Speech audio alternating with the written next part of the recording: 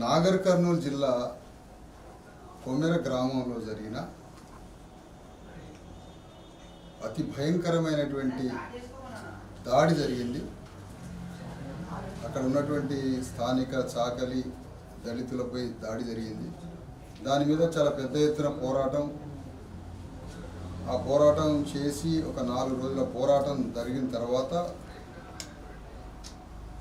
మొన్న ఒక 4 days back మాకు ఎప్పుడైతే తెలిసిందో, ఆ తెలిసిన తర్వాత మేము వెంబటే నాగర్ కర్నూలు పోయి పెద్ద ఎత్తున నడి రోడ్డు మీద కూర్చొని ధర్నా చేయడం జరిగింది. ఆ ధర్నా దగ్గరికి దాదాపు 6 గంటల ధర్నాను చూసి పోలీసు అధికారులు వచ్చి, ఆ అధికారులు మీరు పోలీస్ స్టేషన్కి రండి, మీకు కావాల్సినటువంటి న్యాయం చేస్తాం, స్టేట్మెంట్ కొత్తగా మళ్ళీ మొత్తం రికార్డు చేస్తామని తీసుకొని పోవడం జరిగింది డిఎస్పీ ఆధ్వర్యం. పోలీస్ స్టేషన్కి పోయిన తర్వాత అక్కడ స్టేట్మెంట్ అంతా మళ్ళీ కొత్తగా రికార్డు చేయడం జరిగింది. పాపను పోగొట్టుకున్నది, పాపను చంపారని చెప్పాం, కొట్టి చంపి దానికి మర్డర్ కేసు నమోదు చేయమన్నాం, వీళ్ళందరినీ కొడితే దీన్ని అటెంప్ట్ మర్డర్ కేసు పెట్టమన్నాం, మహిళల మీద దాడి చేసి అబ్యూజింగ్ లాంగ్వేజ్ చేస్తే దానికి సంబంధించిన చట్టాన్ని పెట్టమన్నాం, మాదిగ ముండలారా మాల ముండలారా అని తిట్టి ఈ ఇంట్లో 2 కోడళ్ళు మాలా మాదికి సంబంధించిన వాళ్ళు ఉన్నారు, వాళ్ళ విషయంలో తిట్టినందుకు SC/ST అట్రాసిటీ యాక్ట్ పెట్టమన్నాం. వాటన్నింటికీ ఓకే అని పోలీస్ స్టేషన్కి పోయి స్టేట్మెంట్ అంతా రికార్డు చేసి 1-2 సెక్షన్స్ని తప్పించి మిగతా సెక్షన్స్ పెట్టి అందరినీ అరెస్ట్ చేసి రిమాండ్ చేస్తామని చెప్పిన వాళ్ళు అందరినీ అరెస్ట్ చేయకుండా ఒక 3 అరెస్ట్ చేసి మిగతా వాళ్ళు ఎస్కేప్ అయిపోయారు, వాళ్ళు దొరకట్లేదని చెప్పి ఇదంతా చేసి చెప్పడం జరిగింది. అంటే రిమాండ్కి పంపలేదు, 3 దొరికారని చెప్పారు, కేసులు మొత్తం కట్టలేదు. కానీ ఆ రోజు పెద్ద ఎత్తున ధర్నా చేస్తే మాత్రం మా ఆధ్వర్యంలో ధర్మ సమాజ్ పార్టీ BC/SC/ST JAC ఆధ్వర్యంలో అంత పెద్ద ధర్నా, ఆ ధర్నాకి భయపడి సరే ఏదో ముందు పోలీసులు అయితే తీసుకొని పోయారు, స్టేట్మెంట్ రికార్డు చేశారు. కానీ రిమాండ్ లేదు. 3 రిమాండ్ చేసినామంటారు, వాళ్ళు ఎవరో చూపించరు, అరెస్ట్ చేసినామంటారు, వాళ్ళు ఎవరో చూపించరు. సరే మేమైతే నమ్ముతున్నాం 3 అయితే అరెస్ట్ చేసి రిమాండ్ చేశారు. మేమేమంటున్నామంటే ఇక్కడ అందరినీ నిందితుల మొత్తాన్ని అరెస్ట్ చేయాలి. లవకుశ తుకారం రెడ్డిని, సతీష్ రెడ్డిని, మధుసూదన్ రెడ్డిని, శ్రీనివాస్ రెడ్డిని, మిగతా అనేక మంది రెడ్లు దాదాపు 8 నుంచి 12 మంది ఉన్నారు, వాళ్ళందరినీ అరెస్ట్ చేయాలి. Murder case, attempt murder case, మహిళా వేధింపుల విషయంలో SC/ST అట్రాసిటీ యాక్ట్ ఇవన్నీ చేసి మొత్తాన్ని తీసుకుపోయి కేసు చేయాలని చెప్పినాం. దాని డిమాండ్ తోటి ఆ ధర్నా అయిన తెల్లారి 3 రోజులు మళ్ళీ ధర్నా రోడ్డు పక్కన టెంట్ వేసుకొని 3 రోజులు ధర్నా చేయడం జరిగింది. కానీ వాళ్ళలో ఎలాంటి చలనం లేదు. పైగా మమ్మల్ని బెదిరించడం, ఆ గ్రామంలో వీళ్ళ గ్రామంలో ఉన్న వాళ్ళందరినీ ఆ గ్రామంలో ఉన్న భయప్రాంతులకు గురి చేసి పేదవాళ్ళని BC/SC/STని చేసి వీళ్ళకి వ్యతిరేకంగా పోస్టులు పెట్టియడం, ఆ గ్రామంలో ఉన్న రెడ్లు చెలరేగిపోయి భయభ్రాంతులకు గురి చేసి అవసరమైతే నాగర్ కర్నూలు వాళ్ళందరూ వచ్చి పెద్ద ధర్నా చేస్తాం అనడం, ఇటు మా ధర్నా అటు వాళ్ళ ధర్నా మధ్య 144 సెక్షన్ పెట్టాలని పోలీసులు ఆలోచన చేయటం, మరి పోలీసులే ఆ గ్రామానికి పోయి వాళ్ళని ధర్నా చేయమని చెప్పి వాళ్ళని ఉసిగొలిపినరా ఏందో తెలియదు. కానీ మాకు అందుతున్నటువంటి సమాచారం మాత్రమే గ్రామంలో నాగర్ కర్నూలు పట్టణంలో కొమెర గ్రామం నుంచి వాళ్ళు వచ్చి వాళ్ళు ధర్నాలు మొదలుపెట్టి, అదే కొమెర గ్రామంలో ఉన్నటువంటి చాకలి దళితులు వీళ్ళు వచ్చి వీళ్ళ తరఫున మేము ధర్నా చేసి ఈ రెండింటి ధర్నాల మధ్య గొడవలు చెలరేగుతాయన్న పేరు మీద 144 సెక్షన్ పెట్టి వీటన్నింటి మధ్యలో వీళ్ళకి భద్రత కరువై భయంగా ఉన్నటువంటి తరుణంలో మాకు అనేక బెదిరింపు, ఎన్నాళ్ళు చేస్తారా మీరు ధర్నాలని మాకు బెదిరింపులు రావడం, వీళ్ళ తరఫున మీరు ఎందుకు పాల్గొంటున్నారని మాకు బెదిరింపులు రావడం, వాళ్ళకి బెదిరింపులు రావడం, ఈ రకరకాల భయాందోళన మధ్య మేము ఆ గ్రామం నుంచి ఆ నాగర్ కర్నూలు నుంచి 3 రోజులుగా చేస్తున్న ధర్నా శిబిరం ద్వారా ఎలాంటి ఫలితం లేకపోబట్టి, అక్కడ ఇచ్చిన DSP ఇచ్చిన మాటని సంపూర్ణంగా అమలు చేయలేదు కాబట్టి, అక్కడున్న SP విఫలమైంది కాబట్టి, అక్కడ ఉన్నటువంటి వ్యవస్థ రెవెన్యూ యంత్రాంగం పోలీసు యంత్రాంగం మేము కోరిన ఏ డిమాండ్లు పరిష్కరించలేదు కాబట్టి నామమాత్రంగానే 3-4 కేసులు పెట్టిండ్రో అవి పూర్తిగా వాళ్ళని అరెస్ట్ చేసి రిమాండ్ చేయలేని పరిస్థితుల్లో మేము అక్కడ భయంగా బతికే పరిస్థితుల్లో నుంచి ఎక్కడ 140 సెక్షన్ పెట్టి ఎక్కడ గందరగోళం అవుతుందో ఎక్కడ భయం అవుతుందో అనే స్థితి నుంచి ఆ నాగర్ కర్నూలు ధర్నా శిబిరం నుండి హైదరాబాదుకి ఈ మొత్తం కుటుంబాన్ని, బాధిత కుటుంబం మొత్తం 6 సభ్యుల్ని, కుటుంబ సభ్యుల్ని, మౌనిక పాప తల్లి, మన చనిపోయిన పాప తల్లి మౌనిక, తర్వాత భర్త గణేష్ తల్లి చంద్రకళ, కూతురు కీర్తి, మరొక పెద్ద కొడుకు ముత్తయ్య, మరొక పెద్ద కోడలు మహేశ్వరి, ఈ మొత్తం కుటుంబ సభ్యుల్ని తీసుకొని 4:30-5 గంటల తర్వాత ధర్నా అయిపోయిన తర్వాత నాగర్ కర్నూలు నుంచి మేమే హైదరాబాద్కి తరలించాము. వీళ్ళు వచ్చి 1 గంట అయింది ఇక్కడికి. ఎందుకు తరలించాము? అక్కడ అధికారులు, పోలీస్ అధికారులు, రెవెన్యూ వారు ఎవరి నుండి మాకు న్యాయం జరగలేదు. కాబట్టి మేము ఇక్కడికి తీసుకొచ్చి తెలంగాణ రాష్ట్ర పోలీస్ అధికారి డీజీపీ గారికి కలిసి, అయ్యా మాకు ఇట్లా అన్యాయం జరిగింది, మాకు నాగర్ కర్నూలు పోలీస్ ద్వారా ఎలాంటి న్యాయం జరగలేదు, మీరు డీజీపీగా మొత్తం పోలీసు తెలంగాణ రాష్ట్ర పోలీసు అధిపతిగా మీకు విన్నవించుకుంటున్నాము, ఇగో మాకు న్యాయం చేయండి అని డీజీపీ గారిని కలవడానికి వీళ్ళని తీసుకొని వచ్చినాం. రేపు డీజీపీ గారిని కలుస్తాం. రేపు డీజీపీ గారిని కలిసి మాకు జరిగినటువంటి ఈ అన్యాయంలో అక్కడ నాగర్ కర్నూలులో మాకు పరిష్కారం, న్యాయం దొరకలేదు కాబట్టి హైదరాబాదులో డీజీపీ గారిని కలిసి కుటుంబాన్ని తీసుకొని పోయి విజ్ఞాపన పత్రం ఇచ్చి, డీజీపీ గారి నుంచి కూడా భద్రత, ఈ కుటుంబానికి భద్రత కావాలి, ఆ భద్రతతో పాటుగా మాకు న్యాయం చేయమని, ఏ కేసులు మా మీద ఎట్లా దాడులు జరిగినాయో ఆ కేసులన్నింటికి సెక్షన్లు పెట్టి ఆ దాడి చేసినటువంటి నిందితుల మొత్తాన్ని అరెస్ట్ చేసి వాళ్ళని రిమాండ్కు పంపాలి, అన్ని సెక్షన్స్ పెట్టాలని రేపు డీజీపీ గారికి విన్నవించడానికే ఈ కుటుంబాన్ని ఇక్కడికి తీసుకొని రావడం జరిగింది. దానికి పూర్తి వీళ్ళని తీసుకొచ్చిన దాంట్లో ఆ నాగర్ కర్నూలు నుంచి ఇక్కడ తీసుకొచ్చాము. ఒక BCSC/ST జేఏసీగా, ధర్మ సమాజ్ పార్టీ ప్రతినిధులుగా మేము ఇక్కడికి తీసుకొని వచ్చామని అక్కడ గౌరవ ఎస్పీ గారు ఎవరైతే ఉన్నారో నాగర్ కర్నూలు వారికి, అక్కడ ఉన్న డిఎస్పీ పోలీస్ అధికారికి, ఇక్కడ ఉన్నటువంటి డీజీపీ గారికి అందరికీ మేమే విన్నవిస్తున్నాం. వీళ్ళని తీసుకొచ్చింది మేమే. ఈ నేపథ్యం నుంచి, ఈ పరిస్థితుల్లో నుంచి తీసుకురావడం జరిగింది. ఇందాక డిఎస్పీ గారు నాగర్ కర్నూలు ఒక ప్రెస్ మీట్ పెట్టి చెప్పారట, వాళ్ళని తీసుకొని వచ్చారు హైదరాబాదు, పలానా బ్రీజా కారులో పలానా విశారదనే దీనికి బాధ్యుడు అని, విశారదన్ మహారాజ్ దీనికి బాధ్యుడు అని చెప్పడం జరిగిందట. నేనేమంటున్నానంటే అక్కడ భద్రత లేని కారణంగా వాళ్ళు మీ ఆధీనంలో ఏం లేరు, వాళ్ళు మీ కంట్రోల్లో ఏమి లేరు, మీ ఆధీనంలో లేరు, వాళ్ళు బాధితులు, వాళ్ళు మీ దగ్గర న్యాయం జరగలేదని చెప్తున్నారు, ఎలాంటి న్యాయం జరగలేదని మేము ఆరోపిస్తున్నాం. అక్కడ గొడవలు అయ్యే పరిస్థితి, ఎలాంటి సెక్యూరిటీ లేదు, వాళ్ళకి ఏమీ లేదు, ఎవరు ఏమి సెక్యూరిటీ ఇవ్వలేదు. కాబట్టి అక్కడి నుంచి మేము హైదరాబాద్ తీసుకొచ్చి డీజీపీ గారిని కలవడానికి తీసుకొని వచ్చినాం. దీని పట్ల మీకేమైనా కొంత అసౌకర్యం కలిగిస్తే దానికి చింతిస్తున్నాం. కానీ మేము బాజాప్తుగా డీజీపీ గారిని కలవడానికి తీసుకొచ్చినాం. మేము డిమాండ్ చేస్తున్నాం, నిందితులందరినీ కఠినంగా శిక్షించాలి, రిమాండ్కి పంపాలి, సెక్షన్లన్నీ అమలయ్యే విధంగా ఛార్జ్ షీట్ వేసి మొత్తం కేసు మొత్తం బలంగా వీళ్ళకి న్యాయం జరిగేంత వరకు పోరాటం చేయడానికే మేము డీజీపీ గారిని కలవడానికి వచ్చాం. మరొక్కసారి మీ ముందు విన్నవిస్తున్నాం. సో మేము అడిగే ప్రశ్న ఏంటంటే, తీసుకొచ్చి మీరు చేసేది ఏంటి? అక్కడే ఉండి మీరు ఇక్కడ వినతి పత్రాలు డీజీపీకి ఇవ్వచ్చు కదా, ఇక్కడ దాకా తీసుకురావాల్సిన అవసరం ఏంది? చూడండి రవి గారు, దాడి జరిగిన 3 రోజుల వరకు వీళ్ళని పట్టించుకున్న నాదుడు లేడు. పాప చనిపోయింది, వీళ్ళ మీద దాడులు జరిగినాయి, వీళ్ళని విపరీతంగా కొట్టిండ్రు, పాపం చంపినరు, ఎలాంటి వాళ్ళకి ఏ న్యాయం జరగలేదు, ఉల్టా వీళ్ళ మీద కేసు పెట్టిండ్రు. వీళ్ళ మీద కేసు పెట్టి వీళ్ళ పాపం చంపి వీళ్ళ మీద దాడులు చేసి, వీళ్ళు పోలీస్ స్టేషన్కి పోతే బయటికి వెళ్ళగొట్టి, వీళ్ళు ఇచ్చిన కాగితం తీసుకోకుండా, ఆ కాగితాన్ని కోర్టు పర్మిషన్ వచ్చిన దాకా చేయకుండా, ఇంత అన్యాయం జరిగితే ఆ రోజు రోడ్డు మీద పడి ఒక 6 గంటలు ఒక పెద్ద ధర్నా చేస్తే కానీ పోలీసులు కదిలొచ్చినటువంటి పరిస్థితుల్లో ఎట్లా న్యాయం జరిగింది? ఆ తర్వాత 3 రోజులు మళ్ళీ 3 రోజులు కంటిన్యూగా ధర్నా శిబిరం పెట్టినాం. ధర్నా శిబిరానికి అనేక పార్టీలు, అనేక సంఘాలు వచ్చింది. అక్కడ పెద్ద ఎత్తున మూవ్మెంట్ చేయడం జరిగింది. అయినా కూడా ఎట్లాంటి పోలీసులలో కదలికి లేదు. ఏదో 3 అరెస్ట్ చేసినాం, రిమాండ్కి పంపినాం అంటారు. వాళ్ళ ఫేసులు ఏంటో వాళ్ళ పేర్లు ఏంటో చెప్పలేదు. ఇంకో 4 దొరకలేదు అన్నారు. కేసులు మొత్తం పెట్టిందంటే పెట్టలేదు. ఇంతటి అన్యాయంలో పైగా ఆ గ్రామస్తులు మళ్ళీ వీళ్ళ మీద అవమానకరంగా అందరి చేత పోస్టులు పెట్టిస్తుంటే అది కూడా చూడకుండా ఇలాంటి పరిస్థితుల్లో వీళ్ళని తీసుకొని రావడం జరిగింది.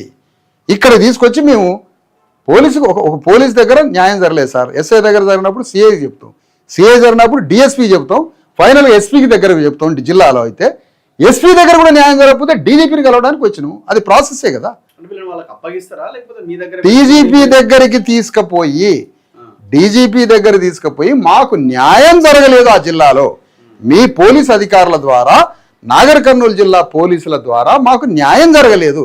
అయ్యా మీరు పోలీసు అధిపతి రాష్ట్రానికి, డీజీపీ గారు మాకు న్యాయం చేయండి అని కుటుంబ సభ్యులను తీసుకొని పోతున్నాను నేను వారి దగ్గరికి. అక్కడి నుంచి నేను తీసుకొని వచ్చాను వీళ్ళని ఇక్కడ తీసుకొని. మళ్ళీ వీళ్ళకి చెప్పడం ఎందుకు ఇబ్బంది, వాళ్ళకి ఇబ్బంది, వీళ్ళకి ఇబ్బంది, ఆపుతారు. ఇది ఎందుకు చికాకు? అసలే భయంగా ఉన్నారు. ఎవడొచ్చి దాడి చేస్తాడో తెలియదు, ఎవడొచ్చి కొడతాడో తెలియదు. పగ పెంచుకున్నారు గొంతు దాకా. పిచ్చి పిచ్చి తిట్లు. వాళ్ళు దొరకని చూస్తాం, వాళ్ళు అంత చూస్తామని అంటారు. పట్టణంలోనే ఉన్నారు కదా, నాగర్ కర్నూలు టౌన్ లో ఉన్నారు కదా, విలేజ్ లో ఏం లేరు కదా. నాగర్ కర్నూలు టౌన్ అయితే ఏంది, విలేజ్ అయితే ఏంది, ఎక్కడైతే ఏముంది, అదే భయంతో ఉన్నారు. వాళ్ళది అంతా రాజ్యం కదా. అందుకనే ఇక్కడ డీజీపీ గారిని కలవడానికి వచ్చాము. డీజీపీని కలిసిన తర్వాత వాళ్ళకి అప్పగిస్తారా? వీళ్ళని అప్పగించడం కాదు సార్. అప్పగించడం ఏంటి? అప్పగించడం కాదు. డీజీపీ అదిగా సార్. రాష్ట్రంలో అనేక సమస్యలు, అనేక అన్యాయాలు, అనేక ప్రాబ్లమ్స్ వస్తుంటే మొత్తం కలిసి డీజీపీని కలవట్లేదా? పోయి డీజీపీని ఎందుకు కలుస్తున్నారు ప్రతి ఒక్కళ్ళు? డీజీపీని కుటుంబాన్ని తీసుకుపోయి డీజీపీని కలవాలి కదా. కుటుంబానికి ఇంత ఘోరమైన అన్యాయం జరిగింది, పాప చనిపోయింది, పాపను చంపి వీళ్ళ మీద దాడి చేసి ఎస్సీ ఎస్టీ అట్రాసిటీ లేదు, అటెంప్ట్ మర్డర్ లేదు. ఇంత ఘోరం జరిగితే ఉల్టా మళ్ళీ వీళ్ళ మీద కేసు పెట్టవేంటి? ఎప్పుడు వీళ్ళని అరెస్ట్ చేస్తారో మళ్ళీ అదొక సమస్య. అందుకని ఈ విషయాలన్నీ డీజీపీ గారి దృష్టికి తీసుకుపోవాల్సిన బాధ్యత మా మీద ఉంది కదా. జరుగుతున్న దీక్షని భగ్నం చేసినట్టు అవుతుందా అన్నది కొంతమంది అంటున్న మాట. ఏంటది? అక్కడ జరుగుతున్న ధర్నా శిబిరాన్ని అవసరమైతే డీజీపీ గారిని కలిసిన తర్వాత ఆ ధర్నాన్ని హైదరాబాద్ వేదిక కూడా కొనసాగిస్తాం. ధర్నాని కొనసాగిస్తాం ఇక్కడికి. ఆ కొనసాగింపు కూడా ఇక్కడే చేస్తాం మేము. అందుకని మేము ధర్నా ఇక్కడ కొనసాగిస్తాం. ముందు డీజీపీ గారికి విన్నవించాలి కదా, మొత్తం సమస్య మొత్తం డీజీపీ గారి. ఈ మాట ఎక్కడన్నా నేను మొన్న ధర్నాలో నేను పాల్గొని మాట్లాడేటప్పుడు నేను డీజీపీ గారిని మీ నుంచి స్పందన లేకపోతే, మీ నుంచి యాక్షన్ కరెక్ట్ లేకపోతే, మీరు ఇంతే అన్యాయం చేస్తే నేను డీజీపీ గారిని కలుస్తానని చెప్పిన ప్రకారం తీసుకొని వచ్చాను. మీరు ఎందుకు ఒక్కరే ఇనిషియేటివ్ తీసుకున్నారు? అన్ని పార్టీలు వచ్చి, అన్ని సంఘాలు వచ్చి, అందరూ బీసీ నాయకులు అందరూ వచ్చి అక్కడ మద్దతు తెలుపుతున్నారు కదా. అవును సార్. ఏ కార్యక్రమమైనా నా మీదనే ఎక్కువ బాధ్యత ఉంది. ఎందుకంటే ఫస్ట్ ఈ కేసుని టేకప్ చేసి నడి రోడ్డు మీద కూర్చొని ఒక పెద్ద యుద్ధం మొదలుపెట్టింది మేమే. దానికి అనేక మంది మద్దతు ఇచ్చిండ్రు, అనేక మంది సంఘీభావం తెలిపిండ్రు, వాళ్ళందరూ సహకరించిండ్రు, భాగస్వాములైనరు. కానీ భాగస్వాములు, సంఘీభావం ఆయా సందర్భంలో ఆయా సమయానికి వచ్చే పాత్రలేవి. కానీ దాన్ని కంటిన్యూటీగా నడిపించేటువంటి ఒక కార్యక్రమం జరగాలి కదా. కాబట్టి దాన్ని మేము పెద్ద ఎత్తున బాధ్యత వేసుకున్నాం, మేము మీదేసుకున్నాం. మళ్ళీ రేపు వాళ్ళందరినీ ఇన్వాల్వ్ చేస్తాం. ఎవరెవరైతే ఈ కార్యక్రమంలో పాల్గొన్నారో, ఎవరెవరైతే సహకరించారో, ఎవరెవరైతే మద్దతు తెలిపినరో అన్ని పార్టీలని, అన్ని సంఘాలని మళ్ళీ మేము రేపు డీజీపీని కలిసేటప్పుడు, రేపు హైదరాబాద్లో ఈ శిబిరాన్ని, ఈ ధర్నాని శిబిరాన్ని కొనసాగించేటప్పుడు తప్పకుండా మళ్ళీ భాగస్వాములైనటువంటి వాళ్ళందరికీ కబురు పెడతాం. ఇప్పుడు పాత్రలాగా వచ్చి ఏ కార్యక్రమమైనా ఎవరు చేస్తారు సార్? ఇప్పుడు మీరు అన్నారు ఆ మాట. ఆ ధర్నా శిబిరం ఎవరు నడిపించారు? ధర్నా శిబిరం నడిపించింది ఒక వేదిక, బీసీఎస్సీ ఎస్టీ జేఏసీ ధర్మ సమాజ్ పార్టీ నడిపించింది. ఆ ధర్నా శిబిరానికి అందరినీ ఆహ్వానించి అందులో భాగస్వాములు చేసినాం. అప్పుడు లీడ్ ఎవరు చేయాలి సార్? ఎవరు నడిపించాలి? ప్రతి క్షణం ఎవరు నడిపించాలి? మా మీద ఆ బాధ్యత ఉంది. కాబట్టి వీళ్ళని తీసుకొని డీజీపీ గారి దగ్గరికి వెళ్తున్నాం. వీళ్ళంతా వాళ్ళ ఇప్పుడు ఏమి ఇబ్బంది లేకుండానే వచ్చారు కదా. చెప్పాలి, వాళ్ళు చెప్పారు. మీ ఇష్టంతోనే వచ్చారు. ఓకే. అంటే బలవంతంగా మిమ్మల్ని లాక్కెళ్ళిరు అని చెప్పేసి డిఎస్పీ పోలీసులు పెట్టి మరి చెప్తున్నాడు. పోలీసులు, రెవెన్యూ అధికారులు ఆపుతా ఉంటే కూడా రఘు మరియు డిఎస్పీ కార్యకర్తలు మిమ్మల్ని బలవంతంగా తీసుకుపోయారు అని చెప్పేసి వాళ్ళు పోలీసులు అంటున్నారు. రఘు లేరు, ఎవరు లేరండి. మా కార్యకర్తలు కొందరు పోయి తీసుకొని వచ్చారు. మా కార్యకర్తలు పేరు ఎందుకు, మేమే మా కార్యకర్తలు మా ఉద్యమే తీసుకొని వచ్చింది. పేర్లు ఏమో తెలియదు సార్, పేర్లు కాదు కదా. బీసీఎస్సీ ఎస్టీ జేఏసీ ధర్మ సమాజ్ పార్టీ ఉద్యమ కార్యకర్తలు తీసుకొని వచ్చారు. అది మేము తీసుకొని వచ్చాం. అంటే ఇప్పుడు ఎస్ఐ, సిఐ, డిఎస్పీ, ఎస్పీ వీళ్ళందరూ న్యాయం చేయలేదు, డీజీపీ దగ్గర న్యాయం జరుగుతుందని అనుకుంటున్నారా? తర్వాత ఉద్యమం ఇలా ఉండబోతుంది? పోలీసే కదా సార్, ఏమండి? డీజీపీ ఆదేశాలతో అక్కడ వ్యవహారం నడుస్తుంది కదా. ఇప్పుడు సార్, ఇప్పుడు as a person emotion involvement వేరు, యాజ్ ఎ డీజీపీ అనే పాత్ర వేరు. ఓకే. అది రాజ్యాంగబద్ధంగా పోలీస్ అధిపతి అతను. డీజీపీ అనేటువంటి హోదాకి నువ్వు విజ్ఞప్తి చేయాల్సిందే. ఆయన వ్యక్తిగత ప్రవేశం జరిగినప్పుడు దాన్ని మనం మాట్లాడదాం. యాజ్ ఎ డీజీపీగా మనం 100% కలవాలి కదా. డీజీపీని కలవకపోతే ఎట్లా? రేపు ఇంకో కుట్ర జరుగుతుంది, మధ్యలో అమాయక పేద బీసీ ఎస్సీ ఎస్టీ పోలీసులు కూడా బలైపోతారు. వీళ్ళకి అది జరిగి ఇది జరిగి ఏ గొడవలు జరిగినా. అందుకని మొత్తానికి విన్నవించాలి కదా, నేను తీసుకొచ్చి డీజీపీ గారిని కలవాలి కదా. మా ఉద్యమం దగ్గరికి, మా ఆర్గనైజేషన్ దగ్గరికి వచ్చిన బాధితులకి న్యాయం చేయాలని ఇనిషియేటివ్ తీసుకొని పోరాడి ఒక పెద్ద పోరాటం చేసిన అక్కడ న్యాయం జరగనప్పుడు ఆ న్యాయాన్ని తీసుకొచ్చి డీజీపీకి విన్నవించడం మా బాధ్యత సార్. అది ఇప్పుడు ఓన్లీ విశారదనే రూల్ చేస్తున్న మొత్తం ఆయన ప్రోగ్రామ్ లాగానే మిగతా వాళ్ళు రాకుండా ఉండే అవకాశం ఉందేమో. రాజకీయాలు ఎట్లున్నాయి మీరు చూస్తున్నారు కదా. అవును సార్, అనుకోనియండి, దాన్నే ఉంది సార్, అనుకోనియండి. దీంట్లో కష్టం ఉంటుంది, బాధ ఉంటుంది, అనుకోనియండి. తల్లిని కన్న తల్లిని కూడా అనుకునేటోడు ఉంటాడు, ఒకడు తండ్రిని అనుకునేటోడు ఉంటాడు. వాటిని నేను లెక్క చేయను. అందరినీ ఇన్వాల్వ్ చేస్తాం, అందరినీ ఇన్వాల్వ్ చేసి తీసుకొని పోతాం. ధర్నా శిబిరం ఎక్కడ పెడతారు? ఇందిరా పార్క్? ధర్నా శిబిరం ఇంకా మేము డిసైడ్ చేయలేదు. ధర్నా శిబిరం డిసైడ్ అవసరమైతే ఆ ధర్నాకి కొనసాగింపు కూడా చేస్తాం. పోరాటం అంటే కంటిన్యూటీ ఉంటుంది, మధ్యలో ఏదైనా ఉన్నప్పుడు కూడా వెసులుబాటు తీసుకుంటాం కదా. ఆమె నిన్న ధర్నా శిబిరంలో ఈరోజు వామిటింగ్స్ అయినాయి, సెలైన్ బాటిల్స్ తోటి ధర్నా చేసింది. ధర్నా చేస్తున్న మనిషిని ఒకరోజు రేపు విశ్రాంతికి హాస్పిటల్కి పంపకుండా నువ్వు ధర్నా ఎందుకు చేయలేదు అని అంటారా ఏంది మీరు నన్ను? ఇప్పుడు అక్కడ దీక్ష ధర్నా నడుస్తున్నప్పుడు మీరు ఇక్కడ తీసుకొచ్చినారు కదా, ఇప్పుడు ఏదో ఒక న్యాయం ఆ ధర్నా ద్వారా దీక్ష ద్వారా జరుగుతుంది అని అనుకుంటున్నప్పుడు మళ్ళీ సడన్ గా బ్రేక్ అయ్యేసరికి అంత ఈక్వేషన్ మారిపోతుంది కదా, వాళ్ళ ఆలోచనలు మారిపోతాయి కదా. ఎవరి ఆలోచనలు మారిపోతాయి? ఎవరి ఆలోచనలు? నాయకుల ఆలోచనలు. వాళ్ళని నేను ఎందుకు పరిణామం తీసుకుంటా సార్? డీజీపీ గారిని కలవాలి. అక్కడ శిబిరం నడుస్తున్నప్పుడు బాధిత కుటుంబాన్ని తీసుకుపోయి నేను డీజీపీ గారిని కలవద్దా?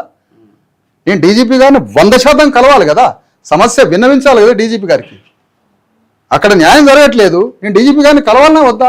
రాష్ట్రంలో అనేక మంది బాధితులు డీజీపీ గారిని కలవట్లేదా? అదే కార్యక్రమం. ఇంత తీవ్రమైన అన్యాయం జరిగి అక్కడ డిఎస్పీ ఎస్పీ కళ్ళతోడు చూసుకుంటూ వీళ్ళకి ఏ న్యాయం జరగనప్పుడు ఒక్కడిని పట్టుకరావట్లేదు, ఎస్కేప్ అయ్యారని చెప్తున్నారు. ఎస్కేప్ అయ్యి ఎక్కడో పరారైపోయినటువంటి వాళ్ళని పట్టుకరాకుండా వారం రోజుల నుంచి హింస పెడుతుంటే డీజీపీ గారికి చెప్పొద్దా సార్? నేను అట్లా అంటారేంటి మీరు?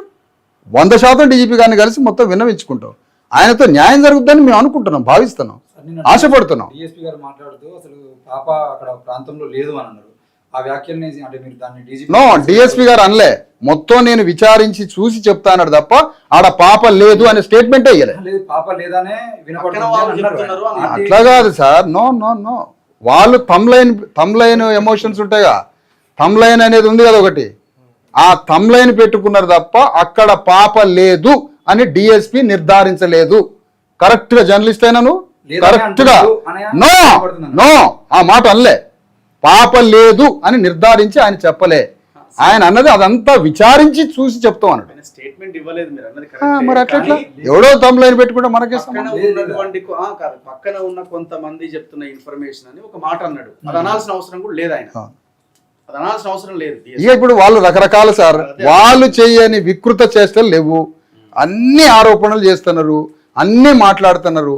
పాప లేదని కాసేపు అంటారు, కొట్టలేదని కాసేపు అంటారు, పాప వాళ్ళ చనిపోలేదని అంటారు, ఉల్టా వీళ్ళ మీద కేసులు బనాయించిండ్రు, సెక్షన్స్ పెట్టలేదు, ఇంతవరకు నిందితుల్ని తీసుకురాలేదు, వాళ్ళ వైపే కాసుకొని ఉన్నారు. వీళ్ళకి కనీసం మంచినీళ్ళు ఇచ్చిన గతి లేదు. ఇంత ఘోరంగా అక్కడ జరుగుతుంటే నేను వచ్చి అవసరమైతే చీఫ్ సెక్రటరీని కలవద్దా? నేను డీజీపీని కలవద్దా? రాష్ట్ర ప్రభుత్వాన్ని నేను కలవద్దా? చెప్పుకోవద్దా?